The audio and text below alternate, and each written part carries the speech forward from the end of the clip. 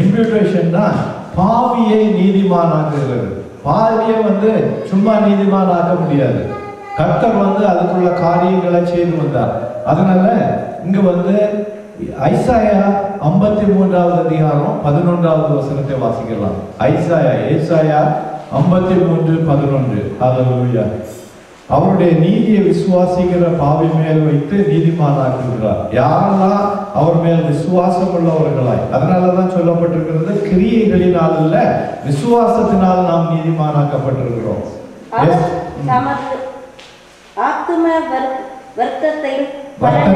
வர்த்தத்தின் பலனை கண்டு திருப்தியாவார். என் தாசனாகிய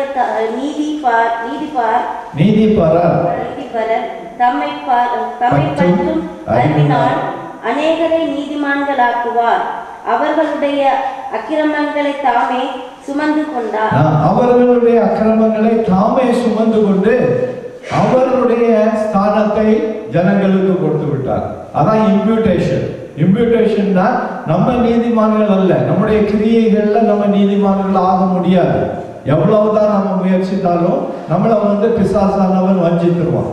நம்ம பரிசுத்தமா வாழ நினைக்கிறோம், ஆனா வந்து சரீரங்களோட மெம்பர்ஸ் வந்து அதுக்கு cooperate பண்ணுறதில்லை.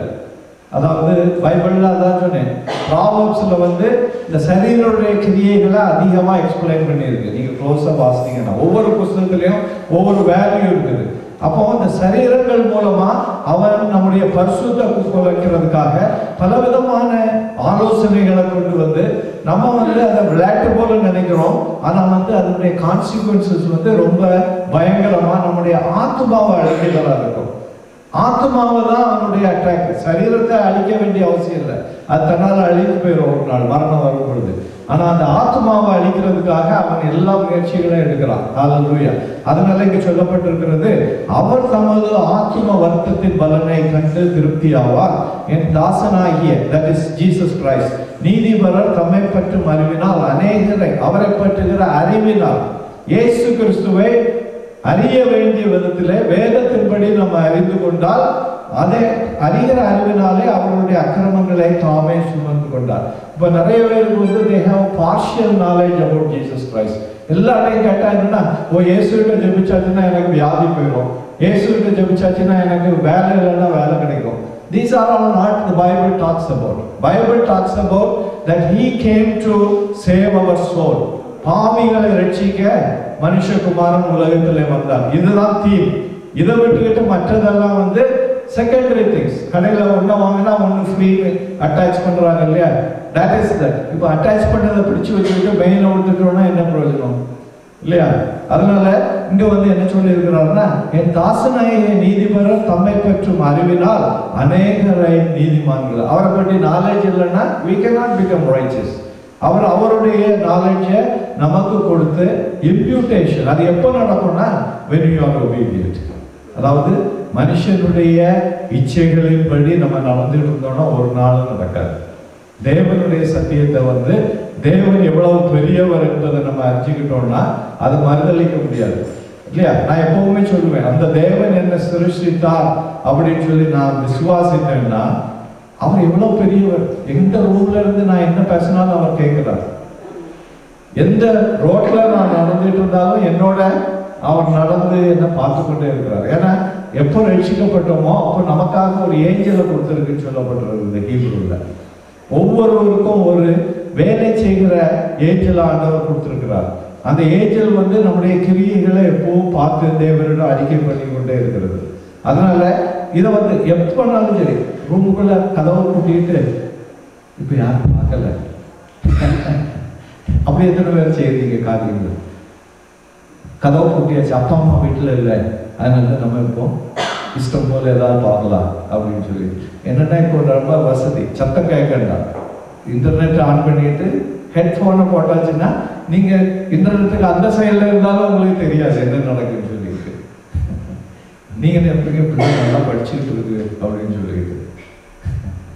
The deception has gone more because of the technology. Nobody knows. பஸ்ல போறீங்க, ஒவ்வொருத்தட்ட கையை வரைக்கும் அப்படி பேசிட்டு போறோம். முதலாவதெல்லாம் பார்க்கும்போது பைத்தியம் பிடிச்சிட்டு போல இருக்கு அப்படின்னு. இப்பதான் தெரியும் அவங்க போன்ல பேசிட்டு இருக்காங்கன்னு சொல்லிட்டு. அதனால ரோமர் 4வது அதிகாரம் 3 to 8 வரை வாசிங்க. ரோமர் 4வது அதிகாரம் 3 to 8 வரை. ஹalleluya.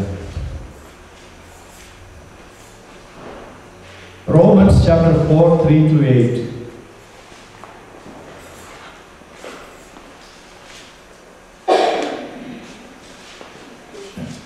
வேத வாக்கியம் என்ன சொல்லுகிறது?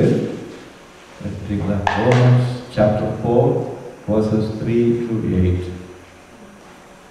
வேத வாக்கியம் என்ன சொல்லுகிறது? ஆபிரகாம் தேவனை விசுவாசித்தார், அது அவனுக்கு நீதியாக எண்ணப்பட்டது என்று சொல்கிறது.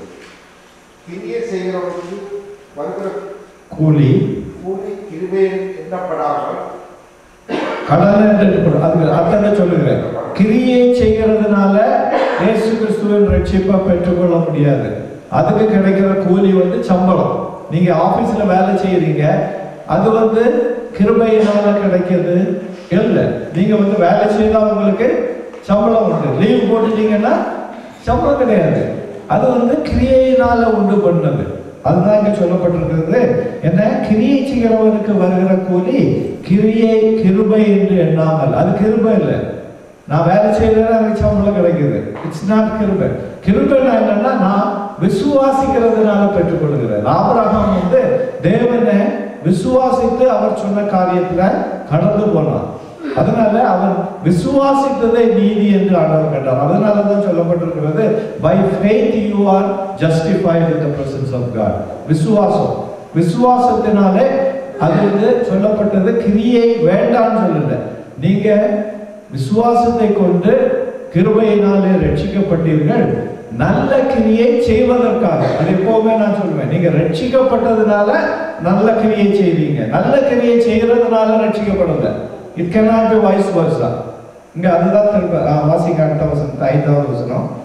ஒருவன் கிரியை செய்யாமல் பாவியை நீதிமானாக்க வருடத்தில் விசுவாசம் வைக்கிறவனாயிருந்தால் அவனுடைய விசுவாசமும் அவனுக்கு நீதியாக எண்ணப்படும். ஒருவன் கிரியை செய்யாமல், தெளிவா தெரிஞ்சுக்கிடுங்க, நான் நல்ல கிரியைகளை செய்து ரட்சிப்பை பெற்றுக்கொள்ளவே முடியாது. ஒருவன் கிரியை செய்யாமல் பாவியை நீதிமானாக்குகிற இடத்தில் விசுவாசம் வைக்கிறதுனால், இதான் இம்ப்யூட்டேஷன். அதாவது கிரியை செய்யறதுனால அவர் என்ன நீதிமானாக்குறது இல்லை, அவர் மேல் வைக்கிற விசுவாசத்தினால. என்ன விசுவாசம்? இயேசு கிறிஸ்து என்னுடைய பாவத்துக்கு, அதான் சத்தியத்தை அறிந்திருக்கிறது. விசுவாசம் எப்போ வரும்? ஒரு காரியத்தை தெளிவாக அறிந்திருக்கிறதுனால. அதை அறியாதபடி விசுவாசம் வச்சேன்னா அது வெறும். அதனால இங்க என்ன சொல்லப்பட்டிருக்கு? ஒருவன் கிரியை செய்யாமல் நோட் பண்ணிடுங்க. கிரியைனால ரட்சிப்பு இல்லை. கிரியை செய்யாமல் பாவியை நீதிமானாக்குறவரிடத்தில் விசுவாசம். அது யாரு? இயேசு கிறிஸ்து. நீங்க எவ்வளவுதான் பாவம் செய்திருந்தாலும் அவர் மேல விசுவாசம் வச்சீங்கன்னா அவர் உங்களை நீதிமானாக்குவார். ஏன்னா அவர் பாவங்களை மன்னிப்பதற்காக உங்க இடத்துல சிலுவையில போய் அறிவிக்கிறாரு. விளங்கி இல்லையா? அந்த கான்செப்டை தெரிஞ்சுக்கணும். நிறைய பேருக்கு இது விளங்காது. ஓ, இவன் இவ்வளவு பெரிய பாவி, இன்னைக்கு ரட்சிக்கப்பட்டுட்டேன்னு சொல்லிட்டா இவன் நீதிமான் ஆயிடுவானா அப்படின்னு கேட்பாங்க.